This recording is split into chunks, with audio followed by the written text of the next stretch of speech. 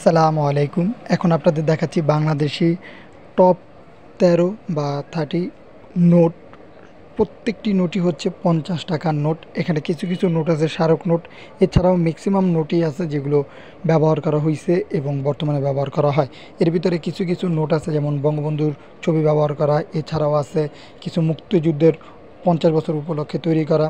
আপনারা অনেকেই জানতে চান যে এই নোটগুলোর ভ্যালু কেমন। ভাই, আমি আপনাদের একটি কথা বলবো, আপনারা ফুল ভিডিওটি দেখেন, অনেক কিছুই জানতে পারবেন। বিশেষ করে যারা এই নোটগুলো সম্পর্কে জানতে চায় তারা এক কথায় বলবো, এগুলো হচ্ছে কাগজের নোট আর বাংলাদেশি।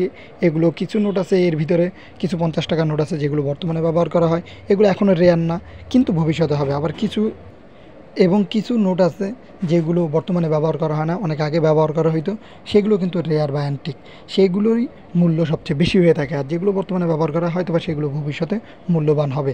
আপনারা যেই নোটগুলো দেখতেছেন এবং সামনে যেগুলো দেখতে পারবেন, এগুলোর ভিতরে অনেক নোটই আছে যেগুলো অনেক অনেক মূল্য রয়েছে। বিশেষ করে যারা বাংলাদেশি আছেন তারা এগুলোর বেশি মূল্য জানতে চান। ভাই, প্রত্যেকটা নোটেরই মূল্য আছে। দেখুন, ৫০ টাকার নোট যেগুলো বর্তমানে ব্যবহার করা হয় এগুলোর ভ্যালু তো ৫০ টাকায়, আর যেগুলো আগে ব্যবহার করা হয়েছে সেগুলোর মূল্য কিন্তু ৫০ টাকা না, মিনিমাম এগুলো ৪০০, ৫০০ বা ১০০০ টাকার উপরে হয়ে থাকে। তাই আপনারা বিক্রি করার ক্ষেত্রে সঠিক দামে বিক্রি করার চেষ্টা করবেন, কখনোই ভুল বা উল্টাপাল্টা দামে বিক্রি করবেন না।